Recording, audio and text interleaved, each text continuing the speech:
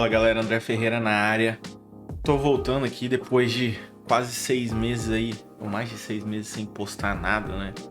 E aí vim falar sobre o TOS, sobre o Tales of Shadowlands, que é o meu projeto de MMORPG aí, pra quem já me segue há mais tempo, tá ligado? Que eu desenvolvo esse jogo há quase 2 anos, há mais de 2 anos, né? E vim falar sobre a minha trajetória aí de migração desse projeto para o Unreal Engine 5, né? Então, vou fazer um breve resumo desse projeto aqui para quem ainda não conhece, né? Esse aqui é o client mais atual, tá? Acabei de gerar a build na Unreal 5, né? Essa aqui é uma ilha inicial e tudo mais, enfim, aí depois eu falo um pouco mais sobre o projeto, mas vamos falar a timeline disso daí. Para quem já deu uma olhada de leve aí sobre o meu histórico, né? Em 2021 eu vendi a minha empresa, a empresa que eu criei em 2017, né, para o grupo do Buscapé, né, dono do Buscapé. Mas antes disso, né, eu já tinha criado o estúdio, a Usme Games, né, que eu sou cofundador e hoje CTO, junto com o Rato Borrachudo, né, que é meu sócio, e meus primos e tudo mais, né? E depois a gente foi incorporando outras pessoas dentro do estúdio também. Algumas já saíram, outras continuam lá até hoje e tal, ajudando no desenvolvimento do TOS. E no primeiro momento, né, em 2022, a gente utilizava a Unity como engine, né? Eu tinha comprado um projeto que serviu como base da primeira versão do TOS. Então o projeto já estava bem adiantado, já estava com bastante coisa feita. E foi essa base de projeto com a equipe que a gente tinha na época que a gente fez o primeiro alpha teste, né? Os primeiros stress test, o alpha teste e tudo mais em 2022. Né? Quem já acompanha o projeto há mais tempo provavelmente deve ter visto algum vídeo ou participado até, né, do alpha. A gente teve mais de 1.200 players simultâneos jogando lá, né? O Douglas fazendo live e tudo mais. Então foi uma experiência bem bacana e serviu bastante para a gente testar nosso servidor, entender como é que estava evoluindo o projeto e tudo mais. Depois disso, a gente teve um período, né, pós um problema que a gente teve aqui na empresa, que inclusive eu até dei uma entrevista para o Lestar Play semana retrasada, passada, né? Falando sobre isso, né, que a gente teve o falecimento de um investidor, que a gente estava fazendo uma negociação para fazer investimento no estúdio. Até então, eu era a única pessoa que estava fazendo aporte financeiro, de fato, dentro do estúdio, né? Então, precisava de mais pessoas colocando grana ali para poder tornar um produto, né, um produto comercial, efetivamente, para gastar com marketing, blá, blá, blá, né? E naquele momento, a gente estava fazendo uma negociação para poder trazer esse investidor. Aconteceu uma fatalidade, né? E acabou que o estúdio entrou num hiato durante 2023, tá? Então, praticamente em 2023, a gente não teve uma movimentação significativa do projeto, nem em termos de desenvolvimento, nem em termos de divulgação de nada, né? E aí, no finalzinho, ali, quase em outubro, novembro, por aí, de 23, eu comecei a voltar a mexer no projeto, né? Eu tinha me dedicado a outros projetos nesse meio tempo ali. Vou andar aqui um pouquinho e vou falando, né? Mostrando um pouquinho no jogo aqui. Essa build aqui, ela já tá com bastante coisa, né? Já tá com os bichinhos, já tá com player, né? O sistema de inventário, com a parte de quests, enfim. Tem bastante coisinha já. Essa ilha inicial também, ela já tem bastante coisa para você fazer, né? Você pode coletar recursos, fazer crafting, né? Você tem alguns NPCs aqui para poder interagir e tal. Mas vamos continuar falando sobre o processo aqui do TOS enquanto eu ando aqui um pouquinho, mostra, né, o sistema de craft aqui, eu posso coletar aqui as árvores e tal. Até então, até 2023, né, o finalzinho de 23, o projeto estava mais ou menos parado. E aí eu comecei a voltar a mexer, né? Eu parei os projetos que eu estava fazendo que não deram muito certo. E aí voltei a mexer com Tales, eu sozinho, tá? No primeiro momento. Comecei a abrir a Unity, comecei a futucar algumas coisinhas e tudo mais. E aí aconteceu um problema que quem é do mercado de games aí sabe que aconteceu, né? Da Unity anunciar que a partir de 2024 começaria a cobrar por instalação e tudo mais e tudo mais. E aí eu sentei com a galera do estúdio e falei assim, cara, o que a gente vai fazer? A gente vai continuar tentando fazer alguma coisa na Unity, ou a gente vai pegar para aprender aí a Unreal Engine 5 ou qualquer outra engine que tiver disponível no mercado. E aí a gente começou e a gente sabia que ia ser um desafio muito grande, né? A gente sair da Unity para ir para Unreal, e todo mundo que estava ainda participando do projeto tinha zero conhecimento de Unreal. Eu, por exemplo, nunca tinha aberto Unreal em nenhuma das versões, tá? Nem a 4, nem a 5, nada. E aí, vamos começar a estudar esse negócio, né? E aí, baixa, começa a brincar e tudo mais. E aí, uma coisa que eu quero passar nesse vídeo aqui para vocês é como que, né, você pega sem ter conhecimento nenhum da engine e tudo mais, e você consegue ter uma versão jogável do negócio em 6 meses, né? A gente está aqui com 6 meses com o desenvolvimento dessa build aqui, ela já está jogável. Inclusive ela deu um bugzinho aqui, vou abrir ela de novo, né? Obviamente tá cheio de bugs ainda, né? Tá cheio de pequenos defeitinhos e tal, que eu tenho reparado corriqueiramente, tenho soltado build para teste praticamente todo dia. E aí, quem tiver vontade de testar essa build aqui, dá um pulinho lá no Discord da USM. Eu vou pedir para o editor colocar aqui o Discord da USM, né? Ou você pode ir no site usmgames.com.br, lá tem o link do Discord, tá? E aí, galera, quem tiver interesse de acompanhar aí, seja você desenvolvedor, porque tem uma galera que me segue aqui que é desenvolvedor de jogos, né? Ou você é só um jogador que tá olhando o projeto aí, cola lá no Discord que a gente tem liberado acesso para essa build aqui pra galera poder testar, tá? E aí, vamos lá. O que eu fiz para conseguir chegar nesse padrão aqui do que a gente tem? A gente já tem combate, a gente tem magia, né? Vou soltar algumas magias aqui para vocês verem, né? A gente tem já tem bastante coisinha feita, né? Já tem bastante coisa feita, assim, tá minimamente jogável, vamos dizer assim, né? Já tem uns monstros e tal, já tem algumas magias, tem alguns efeitos, enfim. Tem várias coisinhas aqui que já estão bem legais, assim, no meu ponto de vista. Essa build, ela já tá com bastante coisa, né? Enfim. Qual foi o processo, né? Porque muita gente se pergunta assim, caraca, isso é impossível, como é que vocês fizeram para poder fazer com que um MMORPG, um client de MMORPG esteja minimamente funcional em 6 meses e tudo mais? Obviamente, né? A gente já tinha, eu já tinha um conhecimento prévio de desenvolvimento de software no geral, né? Não só de games e tal. E também tinha toda a experiência que a gente teve na primeira fase da USM, vamos dizer assim, né? Com a Unity. Esse conhecimento, ele não é simplesmente jogar no lixo, você aproveita muita coisa e aí você tem que aprender outras coisas para poder tornar isso possível. Mas a primeira coisa que eu fiz foi tentar entender como é que a engine funciona, né? Então eu comecei pelo básico do básico, comecei olhando como é que é a movimentação, então seguindo tutoriais da própria engine, as documentações oficiais, baixando projetinhos pequenos ali, olhando como é que é feita a movimentação, como é que era feita a colisão e tudo mais, tentando entender, né, um pouco como que é a arquitetura da engine, né? Depois disso, eu comecei a criar algumas funcionalidades de teste offline. Então eu primeiro tratei o client como um client 100% offline. Então eu comecei a fazer testes de criar um inventário, de configurar uma IA, colocar um monstro ali para poder batalhar com o meu player e tudo mais, causar dano e tudo e isso, né? E assim, o básico do básico para você ter num MMORPG é o que? Né? Movimentação, é o combate, é as habilidades, Aqui no nosso caso a gente ainda tem umas peripécias, né? Por exemplo, de você desequipar o equipamento e o equipamento atualizar no inventário, também atualizar no boneco ali, né? Então todas as partes aqui eu posso simplesmente remover e colocar de novo e se atualiza. Obviamente que tem alguns pequenos erros ali, né? Como apareceu ali no inventário e tal.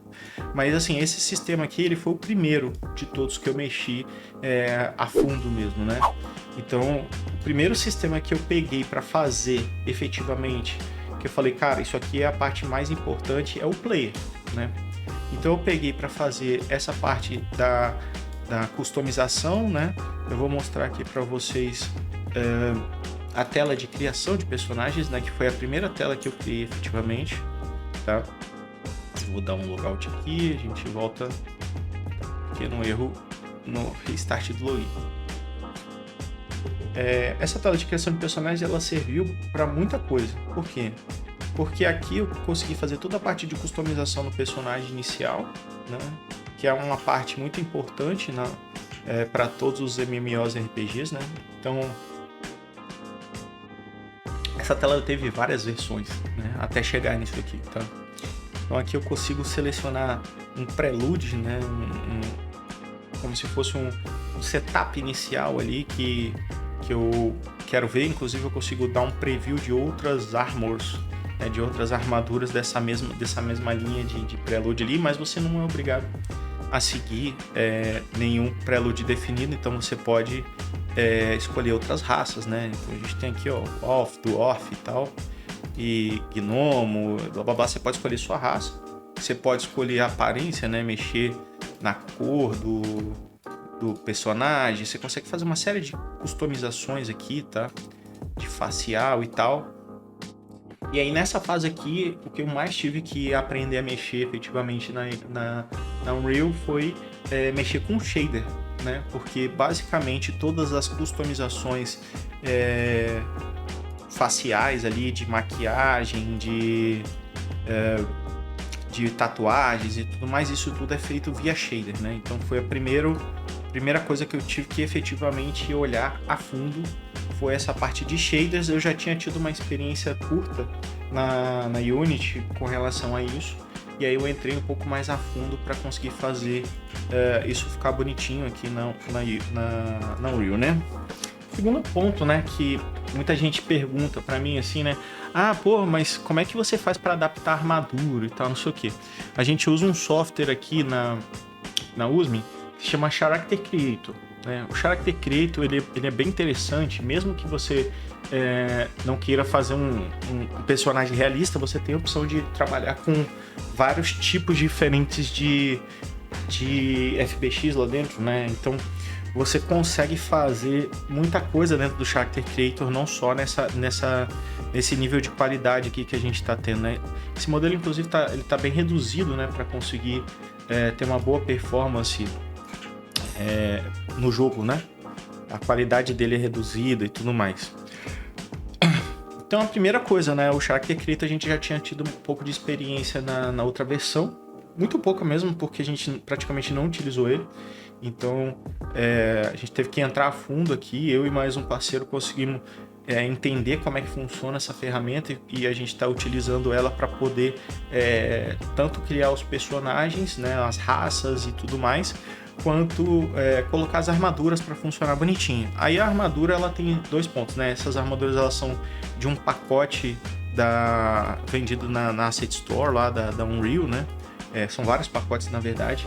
E aí a gente conseguiu adaptar essas armaduras usando o Character Creator, tanto independente do corpo da raça, né? Que cada raça tem um corpo diferente, a gente consegue adaptar bem legal, assim, né? Você pode ver que nas raças que são um pouquinho mais diferentes aqui, ó, tipo o Orc e tal, às vezes ainda tem um pequeno defeitinho aqui, por exemplo, no caso da perna e tal, mas ficou bem legal. Isso tudo foi um processo que envolveu muito pouco efetivamente de programação, envolveu mais uma técnica de cortes ali, né? O personagem ele é todo picotado em partes, né? Os braços, as pernas e tudo mais, e aí dentro da Unreal eu só remonto o personagem para ele ficar desse jeito aqui. E aí no caso da pele a gente tem algumas customizações de shader para conseguir chegar nesse resultado. depois que eu terminei essa tela, 50% do player, vamos dizer assim, já estava pronto, porque boa parte do problema que você tem dentro de um player de MMORPG é justamente essa parte dele ser customizável, né? E aí, quando você consegue terminar essa parte da customização, o player, você tem outros níveis de problema, obviamente, né? Que você vai começar a fazer UI, level design e tudo mais, mas você já tem boa parte do problema inicial resolvido ali, né? Da parte visual, principalmente. E, obviamente, né? Essa é a primeira tela que todo mundo, quando entra na build, vê. Então, obviamente, que eu tomei um pouco mais de refino, de cuidado, de fazer um negócio bacana, com umas animaçõezinhas e tal, blá blá blá, né? Aí depois que o nosso player ele já tava bonitinho, já tava funcional, né? A gente vai começar a ter o problema de sincronia. A gente precisa sincronizar o client, né? A gente precisa fazer com que o client, se 10 pessoas, 20 pessoas, 1 milhão de pessoas estiverem dentro do jogo, a gente precisa sincronizar e começar a fazer efetivamente a parte de server do jogo, né? E aí, muita gente vai perguntar assim, por que você tomou determinado tipo de decisão em relação ao server?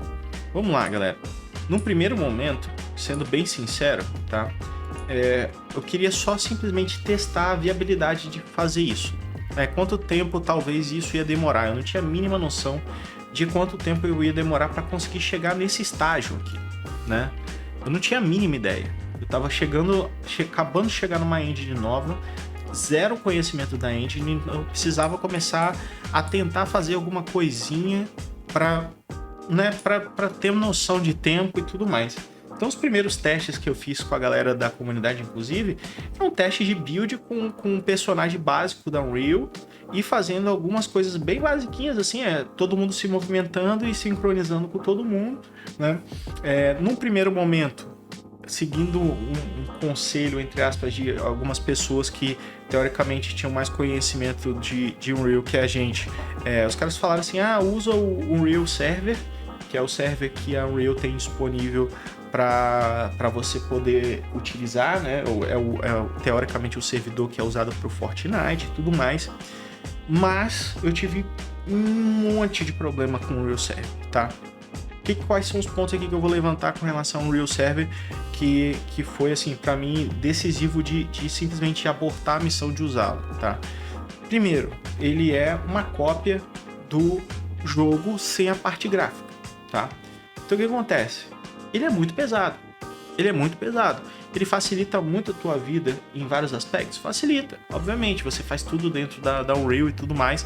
Você não precisa ter um servidor à parte, né? Mas ele é uma caixa preta. Você não sabe efetivamente o que está acontecendo ali por trás e você tem muito pouco controle efetivamente no que está acontecendo, né?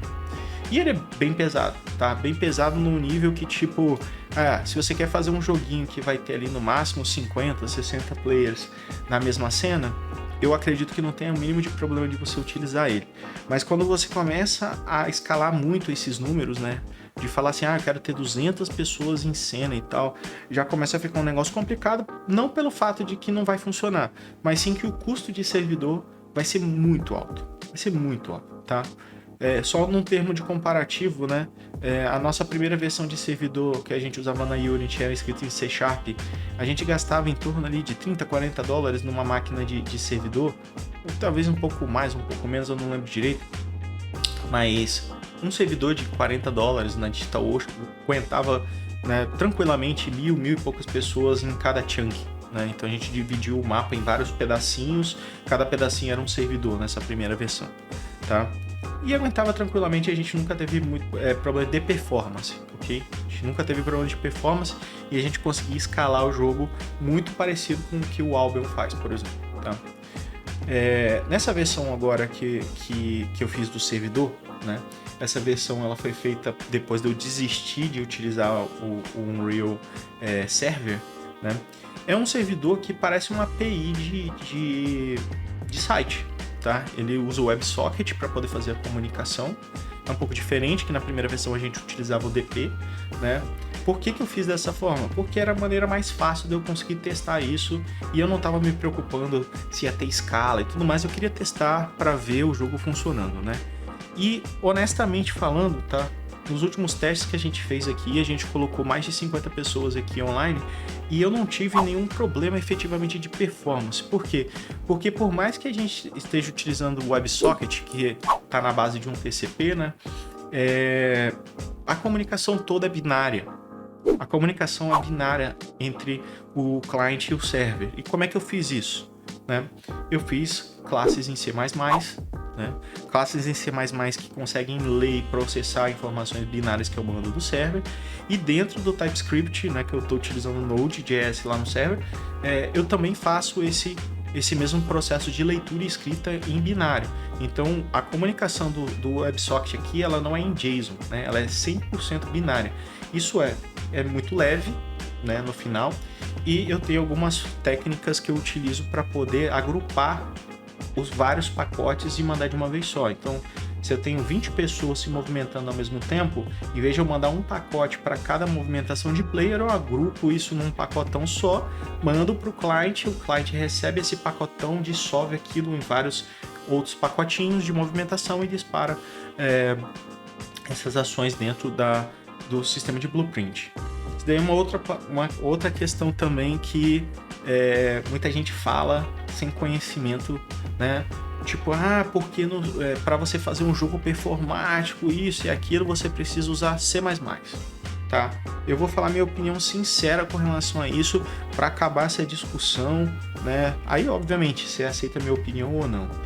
Eu acho o seguinte, se você é um péssimo codificador, você é ruim, um programador ruim, você vai fazer besteira em qualquer linguagem, não importa se está em C++, se está em Blueprint, se está, né, em qualquer coisa que está. O TOS, esse cliente do TOS, ele é 100% feito em Blueprint. Ele tem uma parte muito pequena de network que é feita em C++, tá? E mesmo assim, eu estou aqui com o OBS ligado, com o cliente aberto, batendo 60 FPS. Então, honestamente, não é desculpa para você ter que obrigar ninguém a utilizar C++. Para mim, até pior, honestamente falando, você obrigar que todo mundo tem que usar C++ e aí a pessoa não tem conhecimento e vai fazer um monte de besteira, tá? Nesse caso, quando a pessoa não tem conhecimento, eu prefiro muito mais que ela vá pela Blueprint, tá? Você vai conseguir fazer coisa pra caramba em Blueprint, tá? E tipo assim, galera, olha só a quantidade de coisas em cena, né? A quantidade de vegetação, a densidade de grama, né? O céu e tudo mais, um monte de VFX funcionando e blá blá blá. E mesmo assim a performance tá ok, tá? O meu PC, ele tem um problema muito sério com termos de FPS por causa do tamanho do meu monitor. E mesmo assim o cliente tem rodado tranquilo. E a Unreal tem várias coisas interessantes que vão facilitar e vão dar performance pro teu cliente, né? Mas assim, né, tirando todo esse processo e tal, como é que eu consigo fazer com que um projeto que tem um escopo tão grande consiga ganhar vida em tão pouco tempo, tá? E aí, obviamente que a experiência ajuda bastante, mas eu faço um processo muito parecido com...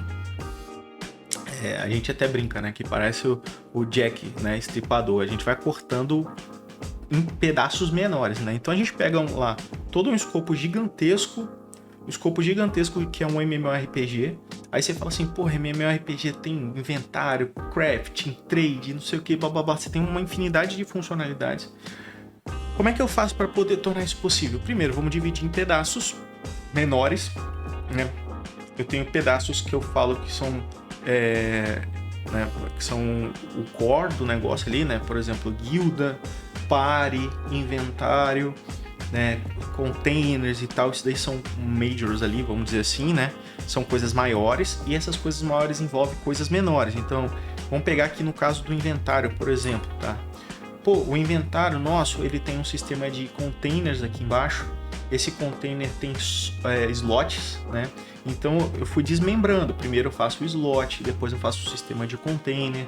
Depois a gente tem a parte de tooltips, né? Que quando a gente passa o mouse aqui, ó, ele tem uma série de informações. Essas informações elas vêm do server, então eu preciso ter uma forma de enviar essas informações do servidor para o cliente e processar isso de uma forma muito rápida para exibir esse tooltip de uma maneira instantânea, né? E tudo mais. Então, cada bloquinho, vamos dizer assim, desse inventário, ele faz uma composição para no final essa major do inventário ela está pronta. Hoje, por exemplo, o inventário ele ainda não está 100% pronto. Ele tem muita coisa funcionando, né? A partir de equipamentos eu consigo tirar, botar, né? Eu consigo atualizar essa imagem aqui, que isso aqui é uma imagem, né? Que vai sendo atualizada em tempo real ali e tal. Eu consigo fazer muita coisa aqui já, mas ainda não está 100% finalizado, né? Eu consigo fazer a gestão dos meus pontos de status, eu consigo ver a lista de skills que eu tenho, consigo ver uma série de informações do meu personagem aqui na lateral e tal. Eu tenho uma parte de building aqui, que é um craft básico, né, de coisas básicas para você conseguir coletar e tudo mais. E também já tem uma parte aqui do sistema de housing, que futuramente a gente vai ter, né, que ainda não está pronto. Então, assim, quem olha pode falar assim, o inventário já está 100% funcional. Ele ainda tem pequenos detalhes ali que precisam ser feitos. Inclusive, tem coisas que normalmente são mais complicadas de interações que são feitas entre inventário e outras funcionalidades, né? Porque você fala assim, o stash, né? O stash é o baú. O baú eu preciso fazer a movimentação do item indo e voltando. Quando eu quero fazer o split aqui, posso fazer um split de colocar uma parte dos itens pro baú e tal. Todas essas pequenas funcionalidades, elas precisam ser desmembradas, né? Aí eu tenho essa funcionalidade aqui, por exemplo, de conseguir jogar um item dentro da Action Bar, né? E eu consigo utilizar esse consumível aqui, por exemplo, né?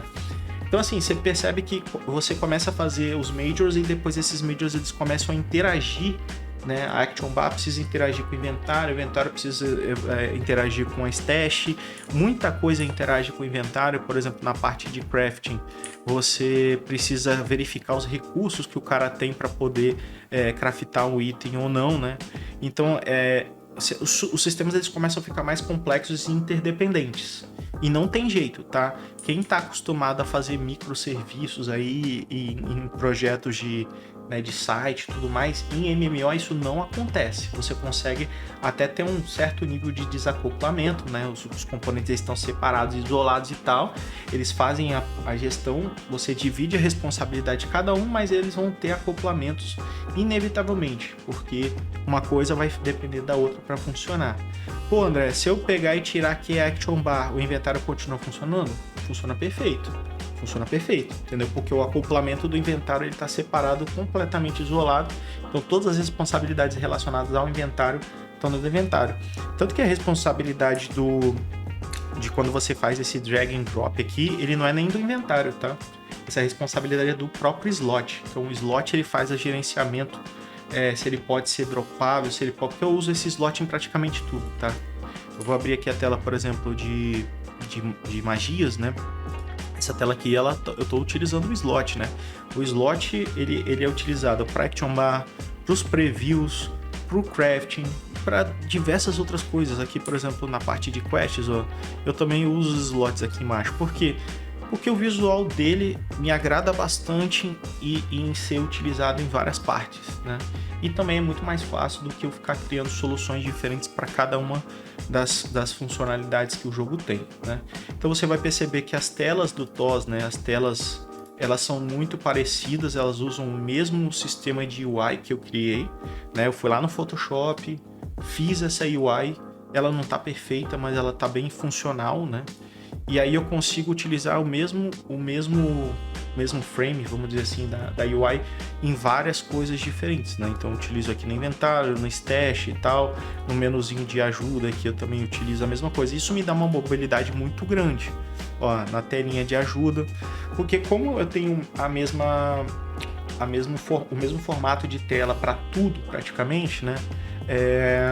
Eu não preciso ficar reinventando a roda dos efeitos de abertura, de uma série de coisas aqui que talvez você precisaria estar fazendo, rebolando para poder fazer telas diferentes e tal, blá blá blá. Então eu fui pelo mais simples. Eu falei assim, cara, eu vou fazer uma tela legal.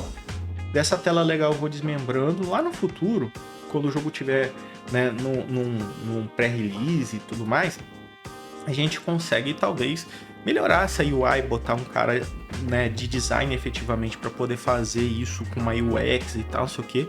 Tá utilizável nessa versão, né? Não tá perfeita, mas tá utilizável. E aí eu desmembrando essas funcionalidades, eu consegui ter muita mobilidade. Uma outra coisa também que eu gosto muito de fazer é utilizar comandos para testar as coisas em vez de fazer um teste efetivamente dentro do jogo, tá? Porque para quem mexe com o jogo sabe que a gente não testa nada nessa tela aqui que tá com level design, né? Isso aqui é pesado pra caramba para poder carregar no editor, né? Então o que acaba acontecendo é que a gente testa sempre as coisas numa tela em branco, né? Vou até mostrar aqui para vocês, né? Aqui o meu Unreal, né? Então o meu teste ele é feito sempre nessa tela em branco aqui. Tem que subir o servidor local aqui, né? Vamos lá. Então, nessa tela em branco aqui, ó, vocês vão perceber que tem um baúzinho, tem várias coisinhas e tal. E aqui é onde eu testo efetivamente o jogo, tá? Todo o jogo praticamente foi feito nessa tela aqui, não foi feito naquela tela bonita lá de level design. Aquilo ali é o último dos últimos processos, né? Alguém vai fazer aquela ilha, vai botar os bagulho tudo bonitinho lá, então não sei o que, vai colocar esses itens aqui que eu fui criando pro craft e tudo mais, o baú, blá blá blá. E aí, quando eu vou gerar build, em vez de jogar, obviamente, o personagem pra dentro da minha telinha em branco aqui, eu vou jogar ele pra tela do mundo lá, né? Mas todas as funcionalidades elas foram testadas e criadas dentro dessa tela aqui, né? Então eu consigo aqui ter acesso, né? Modo dev, vamos dizer assim. Eu consigo ter acesso a tudo, mas perceba que o FPS aqui é absurdamente baixo, né? Eu tô pegando aqui 27, 28 FPS. Eu ainda tô mexendo em muita coisa de performance para conseguir melhorar o FPS e tal, mas todos os testes que eu já faço direto nessa tela aqui, porque eu já fiz esse mapa, esse level de dev aqui, ele loga automaticamente na minha conta, pega o primeiro player que tem lá cadastrado e traz aqui, né, a persistência dele com os itens, com tudo mais. E aí você vai fazendo pausadamente cada funcionalidade, testando e tal. Um conselho que eu tenho para quem quer inventar de fazer um projeto igual o TOS. Galera, primeira coisa, possível, né? Tudo depende de vontade. Tudo depende da sua vontade de querer meter a cara, estudar e fazer. Há 6 meses atrás, eu não sabia nada de Unreal Engine 5. Nada, zero. Eu nunca tinha aberto a Unreal. E agora eu já consigo fazer qualquer coisa que eu quiser dentro da ferramenta, tá? Mas por quê? Porque eu enfiei a cara ali e fui estudando até conseguir chegar no resultado que eu queria, né? Até chegar nesse resultado. E eu tô muito satisfeito com o resultado que a gente chegou, né?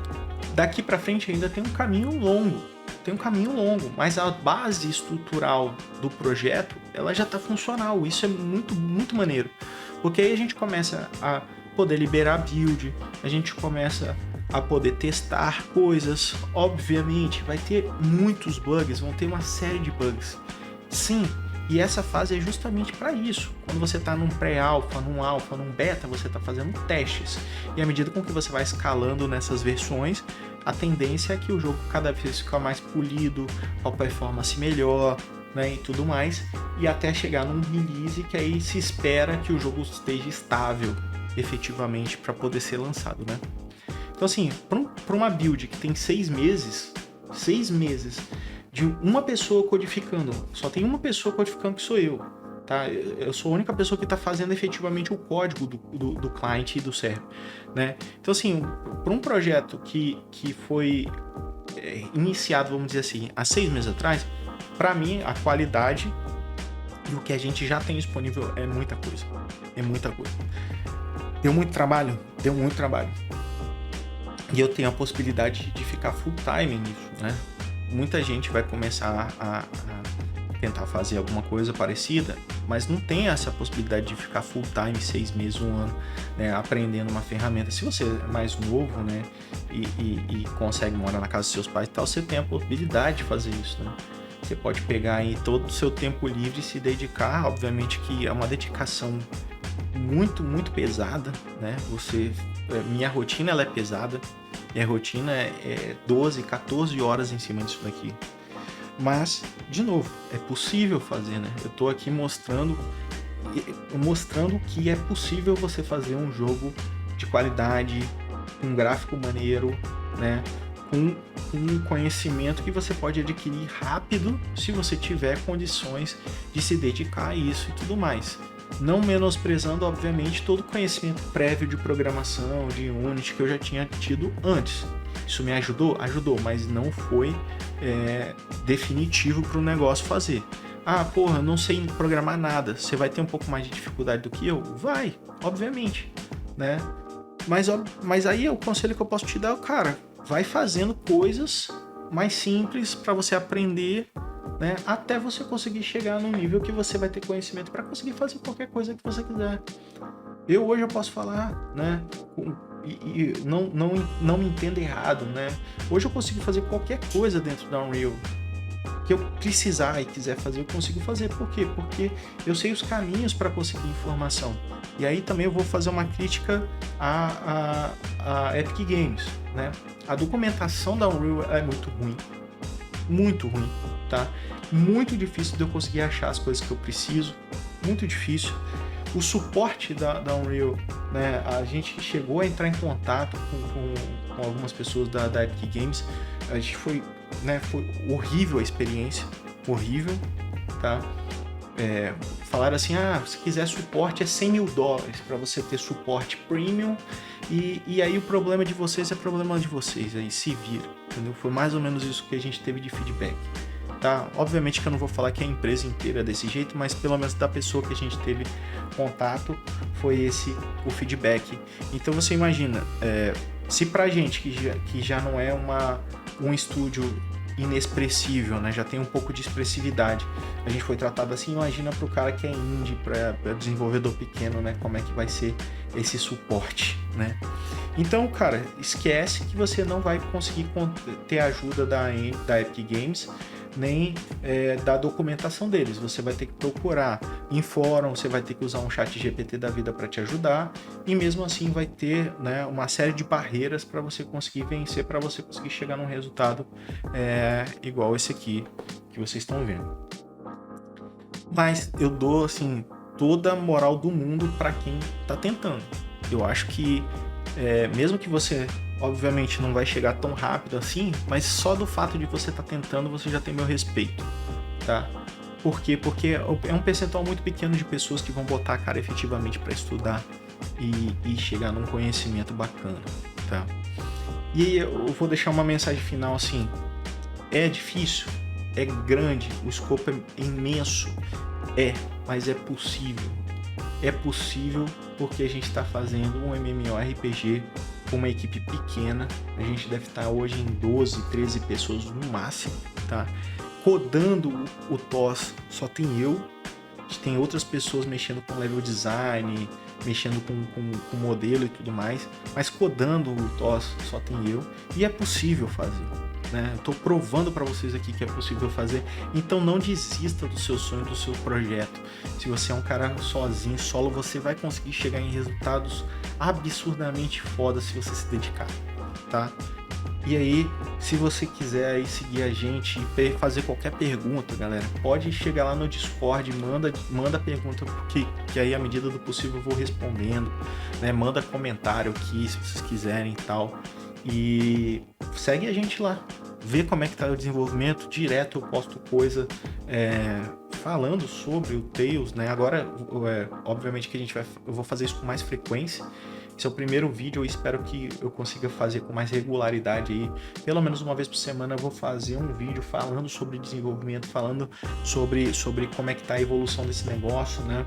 Mostrando coisas internas aqui do desenvolvimento. Porra, hoje vamos falar de como é que faz o minimapa, ou vamos falar como é que faz o inventário. Vamos abrir o código do TOS aqui e vamos olhar ele, né? Esse é uma coisa que eu tô querendo fazer já tem algum tempo, da gente conseguir olhar a fundo mesmo, efetivamente, porque não existe conteúdo disso na internet, né?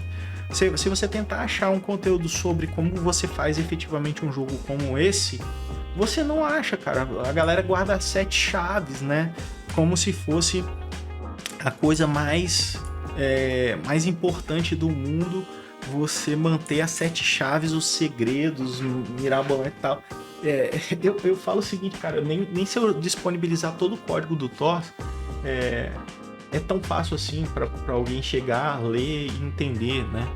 Obviamente que a gente não faz isso por várias questões de propriedade intelectual, né? Tem muita coisa aqui dentro do Tails que não foi feito por mim, né? Foi feito por pessoas terceiras que a gente foi lá, comprou, como é o caso das armaduras aqui e tal. Então eu não consigo disponibilizar, por exemplo, o client pra galera ver, mas eu tenho soltado muita coisa do código, do DOS, dentro do meu GitHub, por exemplo, tá? Então, se você tiver interesse, cara, acessa lá andreferreira.com.br, você consegue ver o meu blog.